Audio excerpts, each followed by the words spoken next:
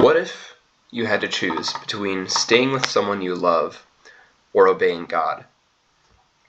What if God told you you had to leave your home, your country, your relatives, your parents, to go to a land that you'd never been to before to become the ancestor of a great nation?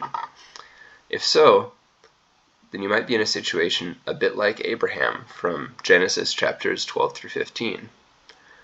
Or what if God told you that you had to leave your significant other to go to a land that you'd never been to before to become the ancestor of a great nation?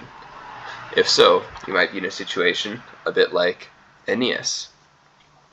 Put yourself in Aeneas' shoes for a moment. On one hand, he cares about Dido and he doesn't want to leave her, but on the other hand, Mercury, the messenger of Jupiter himself, the highest god in his religion, has told him that he has to leave Dido and go to Italy because it's his job to found a city, a nation, kingdom there for his son, a kingdom that will one day become the Roman Empire. That is his destiny. So he has to, essentially, he has to choose between love and destiny. That'd be a really tough decision.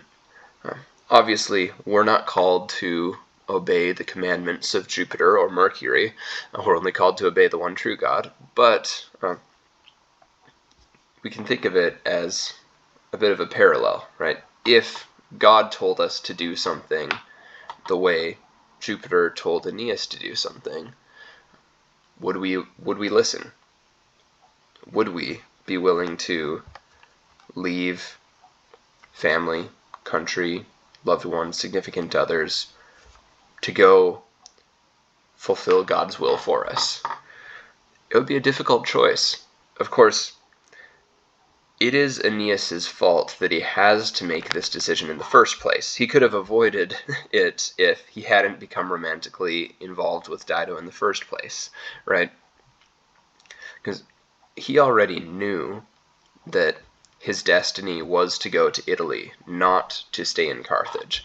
So either A, he already planned to leave Carthage and leave Dido to go to Italy at some point, in which case he was basically just leading her on, or he actually planned to stay with her, in which case he was shirking his duty. He was ignoring his destiny, even though he'd been told it in visions before, or from a seer and in visions. Either way, it's not a good look for Aeneas. Either way, this was not a good idea for him to get involved with Dido in this way. But on the other hand, we probably can all relate to Aeneas to some degree. We may not believe that we have a fate or destiny. Maybe you do believe that God has a plan for your life. Maybe you don't even believe that. But either way, we've all probably been in a situation, most of us at least, where you've had a friend or significant other or romantic interest, just someone who mattered to you, who you knew wasn't good for you. Right? You knew that it wasn't a good idea to keep hanging out with them, but you didn't want to end the relationship because you liked hanging out with them, or you just didn't want to hurt them. Right?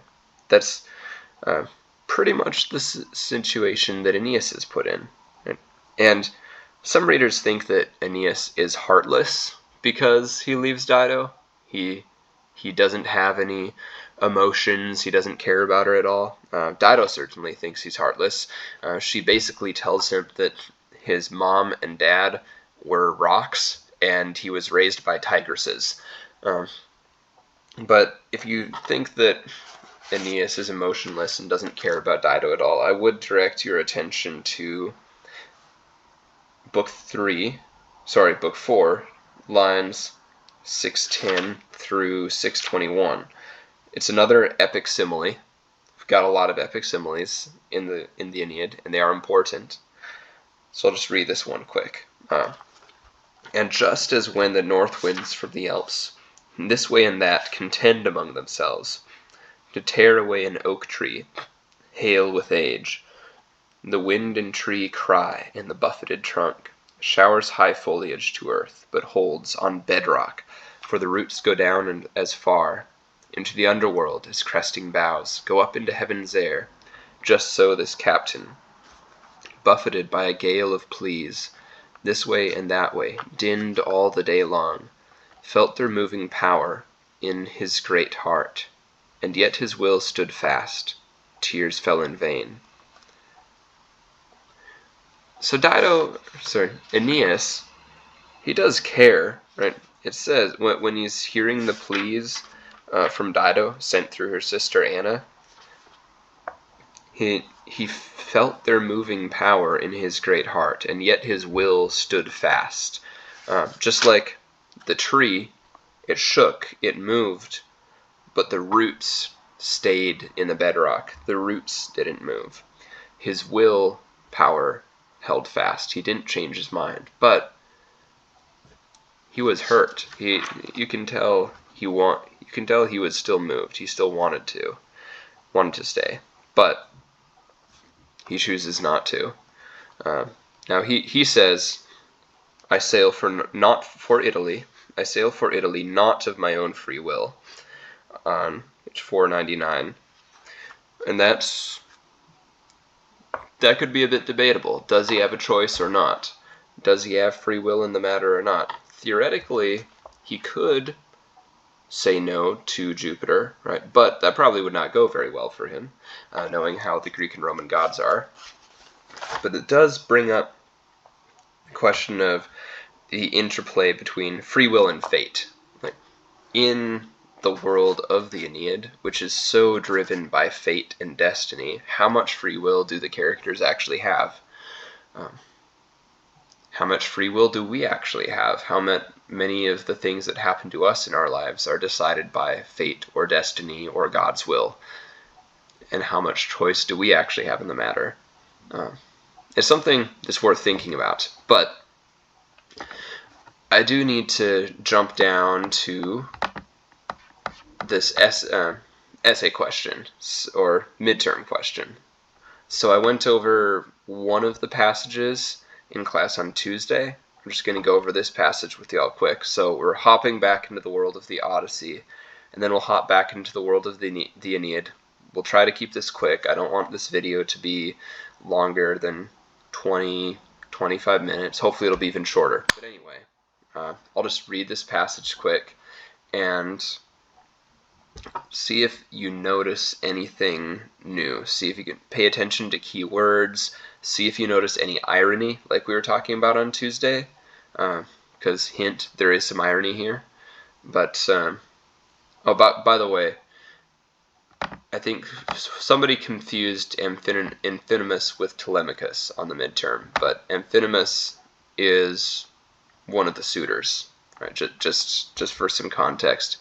You could figure it out from this passage, because Odysseus says down here, he says, "Here I see you suitors," and he's talking to Amphinomus, right? So we know from the passage Amphinomus is a suitor, and we also know because he's talked about other places in the Odyssey. But let me read this here.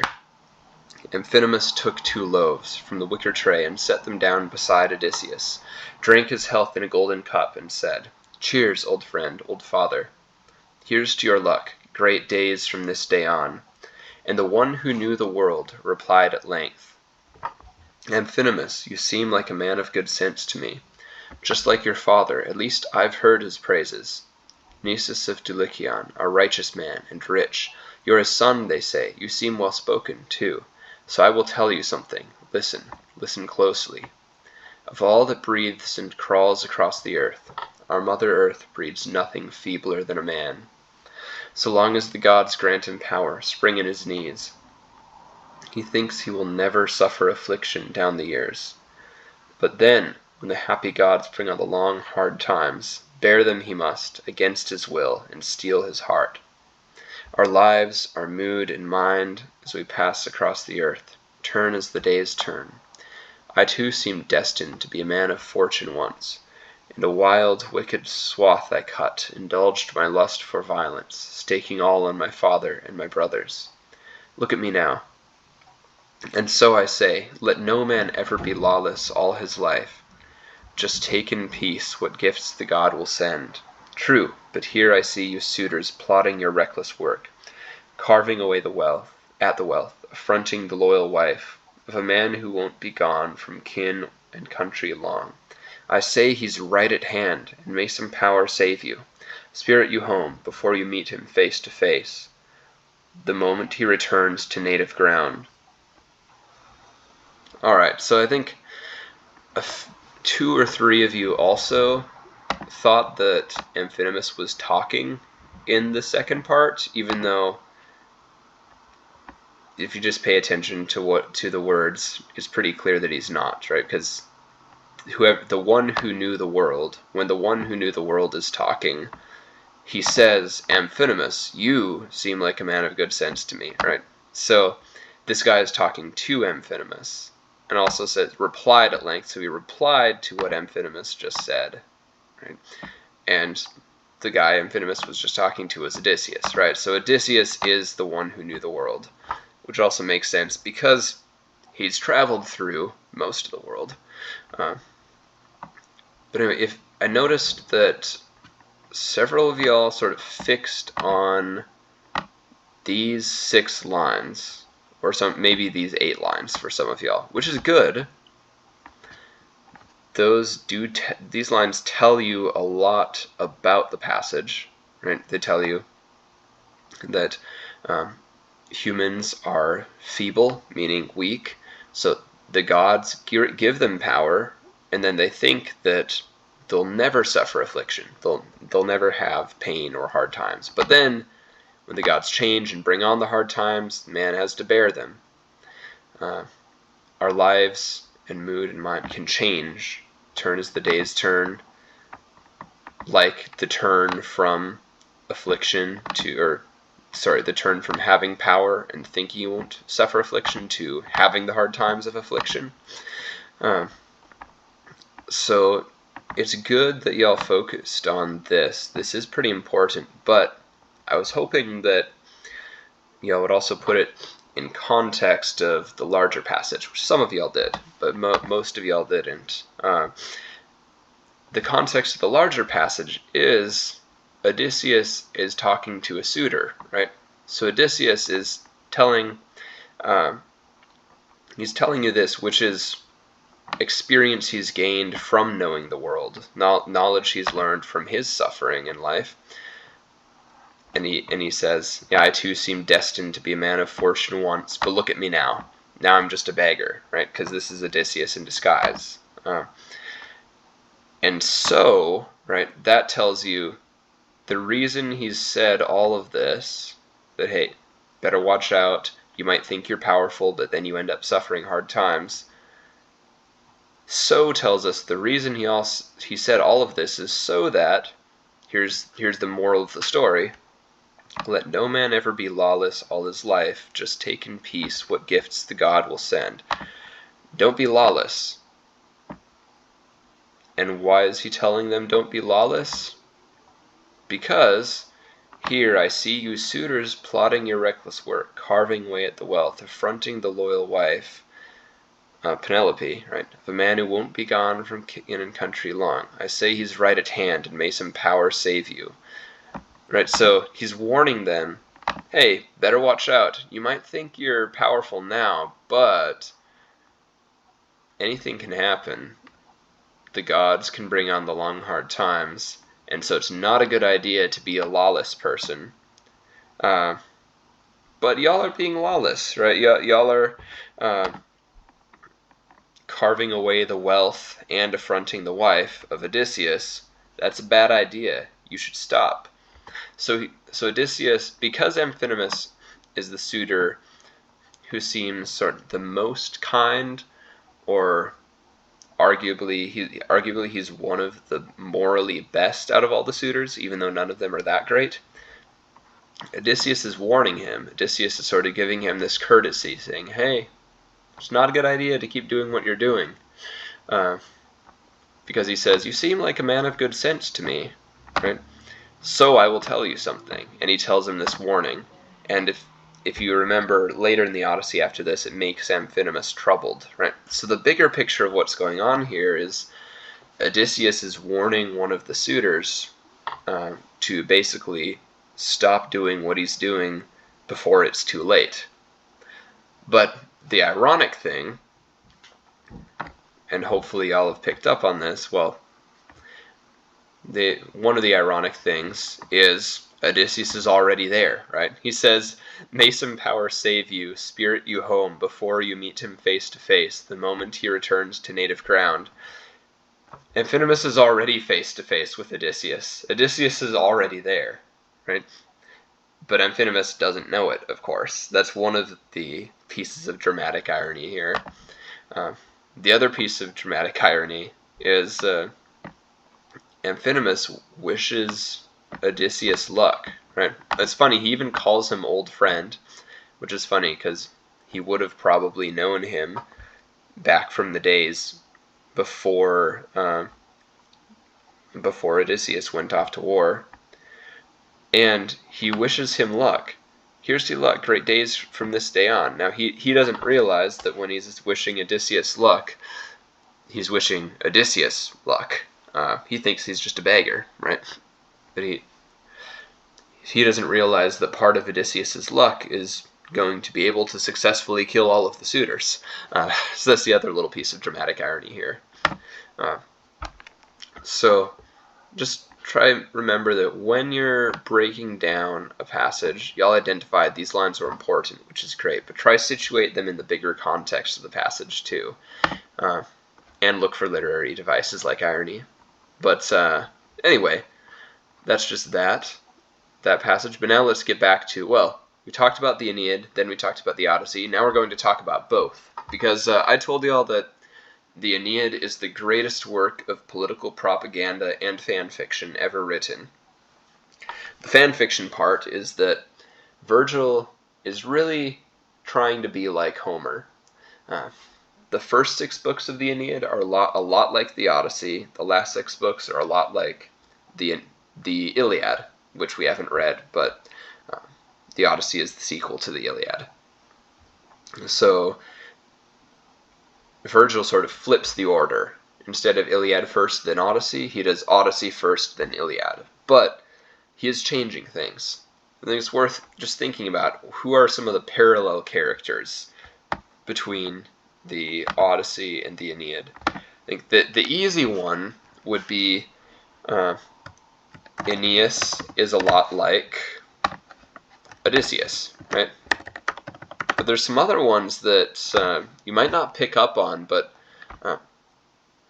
Aeneas' son, Ascanius, also known as Iulus, is a bit like Telemachus, right?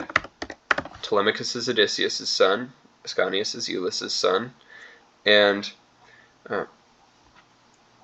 even though Telemachus goes off and does a journey on his own, Ascanius doesn't, there's this interesting spot where, well, if you remember, Telemachus receives gifts from Helen, the wife of Menelaus. She is the woman that the whole Trojan War was fought over. Menelaus was one of the main Greek leaders in the Trojan War. Ascanius ends up receiving, this is in book 3, Ascanius receives clothing from Andromache, who was the wife of Hector originally, who was one of the main characters of the Iliad.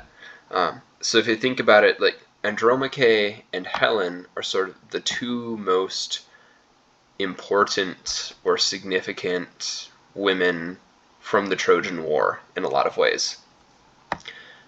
She's the most, Andromache is the most significant woman on the Trojan side, and Helen is sort of the most significant woman on the Greek side, although she was a traitor during part of it, right? But it's interesting that each one of these boys, who's the son of the main character, gets a gift of clothes and things from the most significant woman on their side. Right? That's a smaller thing. But I think the big thing, one of the big things we need to talk about is with Dido. Right? So Dido, who is she like in the Odyssey? Which characters in the Odyssey would be like Dido? If you think about it, I'm guessing there's a few that might have come to your mind. You might have thought of Circe, or possibly Calypso, because Circe and Calypso get romantically entangled with Odysseus and end up holding him back from continuing on his journey home, just like Dido gets romantically involved with Aeneas and ends up holding him back from his journey to a new home. Right? That's probably the biggest similarity between Aeneas and Odysseus is they're both on a journey in search of home, but the biggest difference is Odysseus is on a journey to get back to his home. Aeneas's home has been destroyed by Odysseus, funnily enough, and Aeneas is on a journey to found a new home. He's really he's a war refugee in many ways, but in both cases they have somebody they get romantically involved with who holds them back from their journey. Odysseus, not really by his choice, but Aeneas, actually by his choice.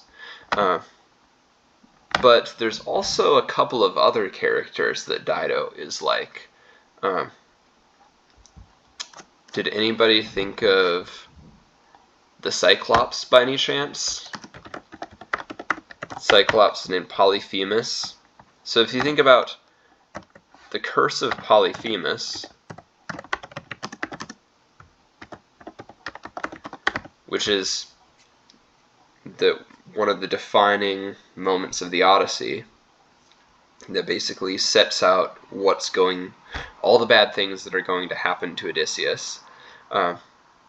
Dido curses Aeneas, like Polyphemus the Cyclops curses Odysseus. But there are two curses in the Odyssey. There's in the Aeneid. There's the curse of Dido, but there's also the curse of the Harpies. And so if you remember from back in Book 3, Sea Wanderings and Strange Meetings, they meet the Harpies, and Celaeno, that's a very long name, but Celaeno is not really a long name, a weird name, is the lead harpy, and she says, but you may never wall your destined city till deathly famine for the bloodshed here has made you grind your tables with your teeth. So that's a bit like the curse of Polyphemus, but also Dido's curse. Right? If you go to Book 4, look for Dido's curse, she gives a very, very long curse on really Book 4 lines 851 through 875. And if it's worth looking up that curse on your own and comparing it to the curse of Polyphemus, looking for, okay, what are the similarities, what are the differences? But that's another character Dido's a bit like. But there's one more character Dido from the Odyssey that Dido's a bit like. You might not think of this one, but in some ways she's actually like Penelope. You might be thinking, how is that? Well, just like Penelope is trying to stay faithful to her long-lost husband, and she has a lot of suitors coming for her, but she's saying no to them all. Dido also is trying to stay faithful to her long-lost husband. In this case, his name is Sychaeus, or Sychaeus, and he's mentioned earlier in her story. He gets mentioned a few times, but he was killed, but she made a vow to his ashes that she would never marry again. And she's trying to be faithful to that vow, and that's why she's spurning all these suitors. And then when she falls in love with Aeneas because of the meddling of Juno and Venus, that's the first time that she actually breaks her vow to the ashes of Sychaeus. So Penelope, this woman trying to stay faithful to her long-lost husband who happens to be alive, but she thinks he may be dead, and she's trying to spurn all these suitors. Dido is trying to stay faithful to her long-lost husband who is dead, and she's trying to spurn all these suitors. That's another parallel. So if you notice, it's not just a one-to-one. It's not just like the Aeneid is a copy and paste of the Odyssey. Sometimes one character in the Aeneid might reflect several characters from the Odyssey in different ways, and one event from the Odyssey might be reflected in two or more events in the Aeneid. And also, we got to remember that Dido is not Circe, Calypso, Polyphemus, or Penelope. Dido is Dido, right? She is a compelling character in her own right. She's become one of the most famous characters from the Aeneid because Virgil tells us her story in such a heartfelt, emotional way. And it is really tragic because it's two gods working together to mess with her. Actually, three gods that end up leading her down this tragic path. She kind of just becomes collateral damage in Juno and Venus's little chess game that they're playing. And but she does get to make, we also see that she is capable of running her own city, right? We see that she's wise and strong, and we also see toward the end, if you read around lines 963 to 965, it's really interesting. It actually implies that Dido is possibly one of the only characters in the entire Aeneid who actually escapes her fate, in a sense. Now, it's not really in a good way. When she escapes her fate, it's not really good for her, but she does. It seems like she makes a choice that fate didn't make for her. She has more free will, arguably, in some ways, than Aeneas. But anyway, that's just something to get you thinking about. Try to look for more parallels between the Odyssey and the Aeneid as you're reading. You'll definitely see more. But I hope that you enjoyed this, and I hope that you have a great day, and hopefully I will be back in action, back in the classroom on next Tuesday. God bless.